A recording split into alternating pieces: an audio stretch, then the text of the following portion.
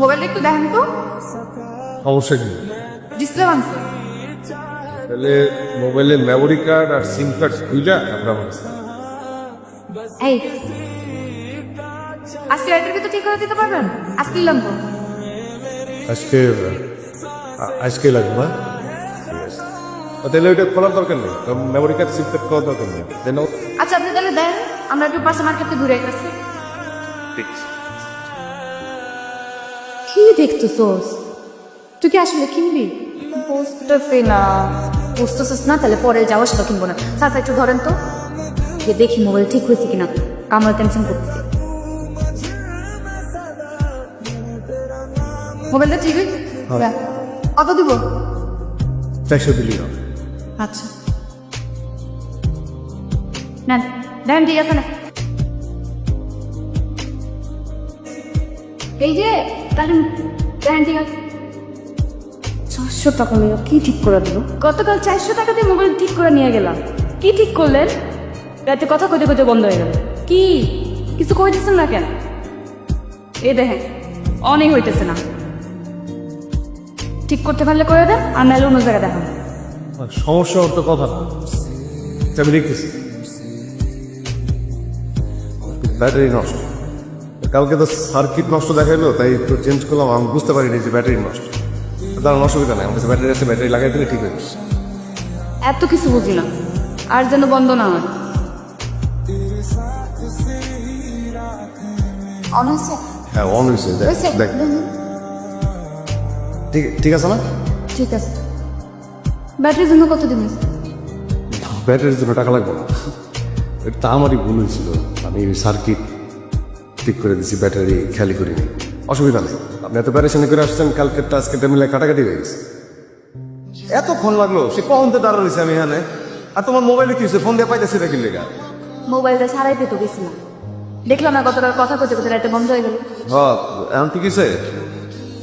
ঠিক আছে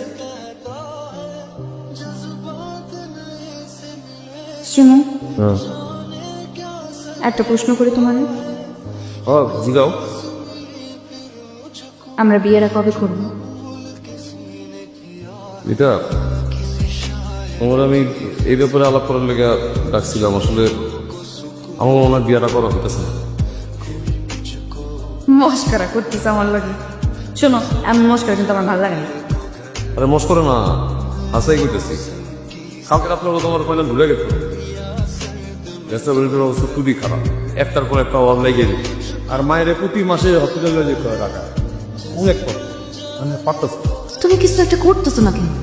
একটা চাকরি বাকরি খুঁজো। এত সহজ? আর চাকরি বাকরি করে কি অভাব দূর হইব?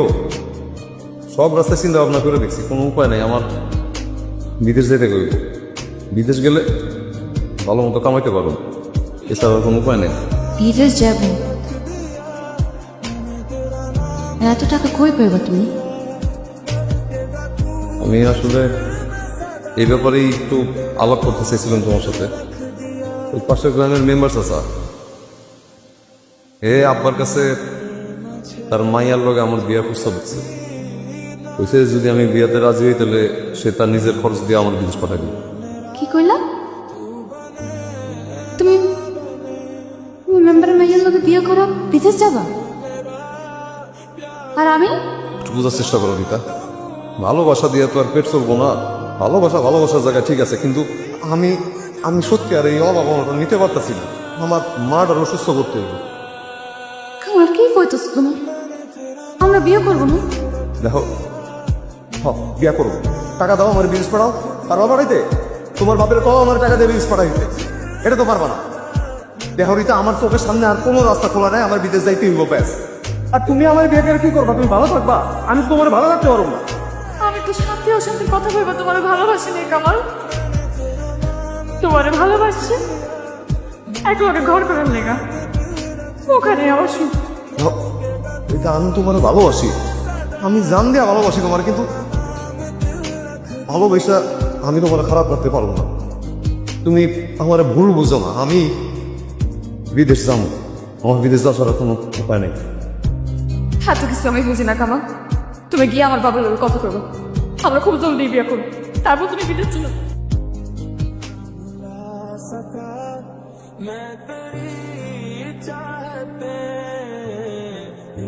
আরে আপনি এত রাইতে? যে আমি আসছিলাম রিতার লগে একটু মাথা নিতে।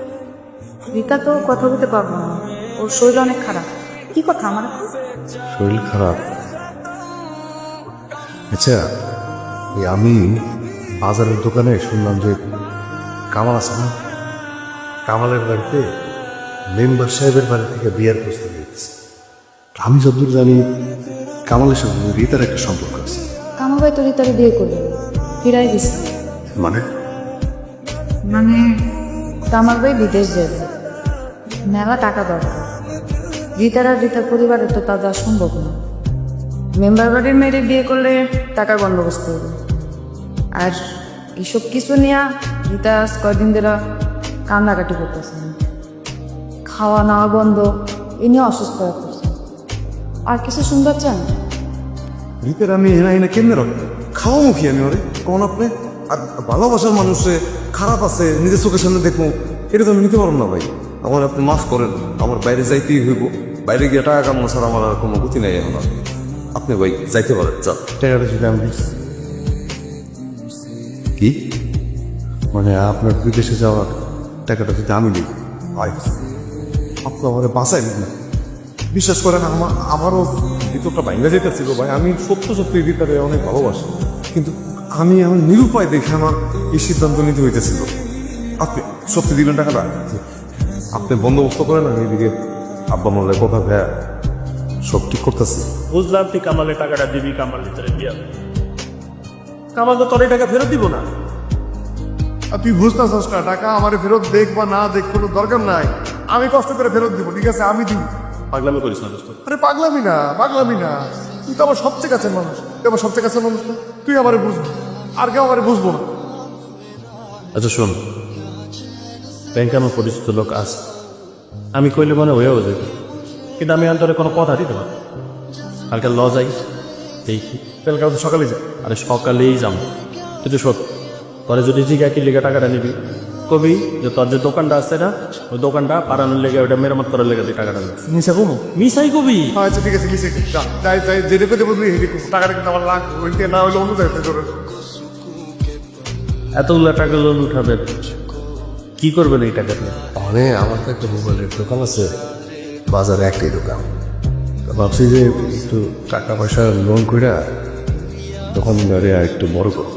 নেন, এইখানে ফর্মটা পড়ে দেখেন, এখানে সব কিছু লেখা আছে, আপনি একটু বইটা সাইন।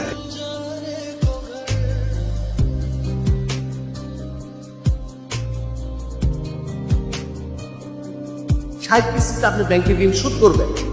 3 কিস্তি ঠিক মতন দিচ্ছেন, আর গত 3 মাস যাবত কোনো কিস্তি দেন।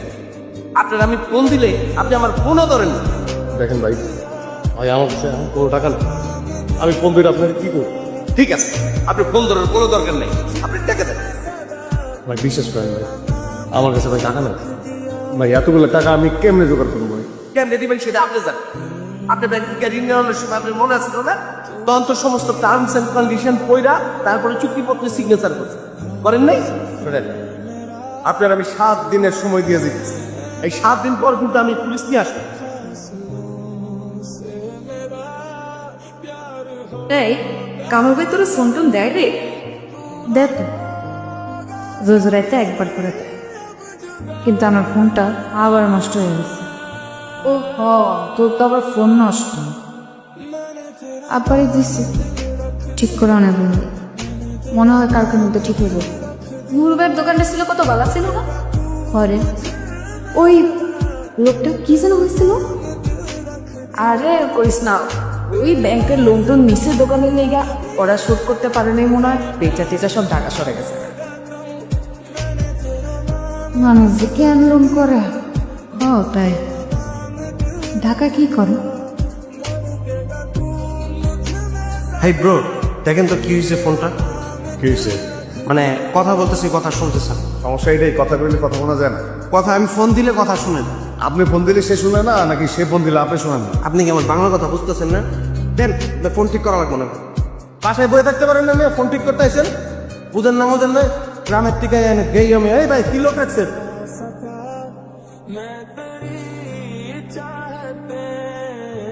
ভাই ফোনটা ঠিক করতে আর কতক্ষণ লাগবে? একটু তো সময় লাগবে, একটু সময় দিতেই হবে। একটু সময়, কতটা সময়? একটু সময় লাগবে। দোস্ত এ তো ঠিক মতো কথাই বলছো না, নাই ফোনটা কেন তো? দোস্ত আমার পরিচিত একটা দোকান আছে, চল ওখানে যেতে। দেখানোর ব্যবসা তো, তাই লুকালাম। তোমাকে চাকরি দেওয়ার পর থেকে আমার সার্ভিসিংয়ে ব্যবসা বলতে কিছুই নেই। সব লোকজন আসে এখানে কাজ না করে পছন্দ করে। কি জন্য? হ্যাঁ আমি কইতেছিলাম কি, যাই হোক হয়েছে মানে আমি এরপর থেকে অনেক মন দিয়ে কাজ করবো। আবার কাজ করবো, একদিন দেখিনি আমি তোমাকে দেখি চল। আমি আজকে একটা ছেলেরা আসতে বলছি, ও আসবে।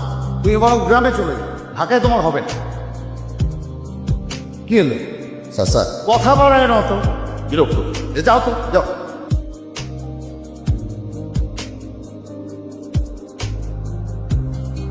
You are most welcome. Wait, আই শোন, মোবাইল ঠিক করলে ওনারা কিন্তু কি করবো? হ্যাঁ, ওনার কাজ এবং বিহেভিয়ার দুইটাই খুবই ভালো। নূর ভাই, ফোনটা কি ঠিক হবে? সিম্পল একটা সমস্যা, ডোন্ট ওয়ারি, এটা ঠিক হয়ে যাবে। আপনি এখানে বসুন, এক কাপ চা খেতে খেতে আমি আপনার মোবাইলটা ঠিক করে দেবো। Give me 20 minutes. অন হয় না, কাজটা শেষ করে আপনার প্রবলেমটা সলভ করবো, ঠিক আছে? এখানে তো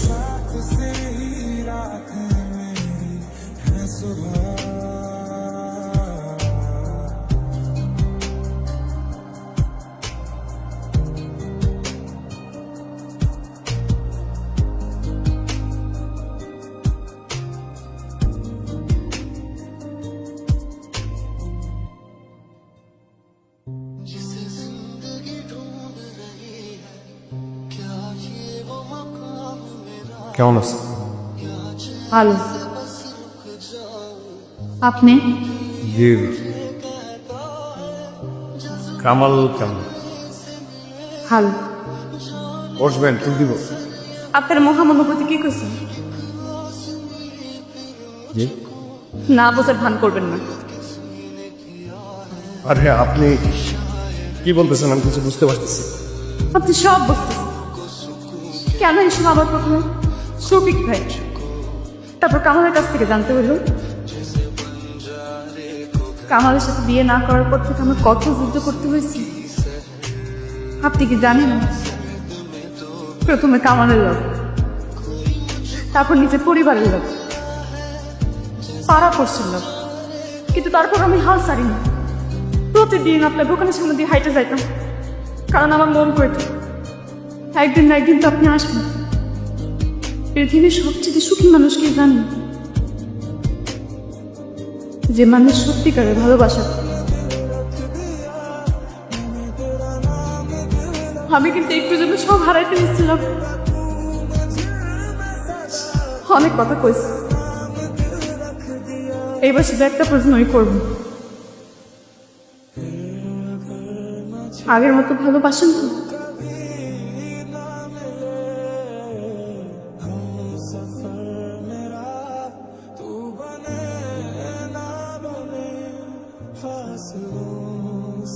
বস।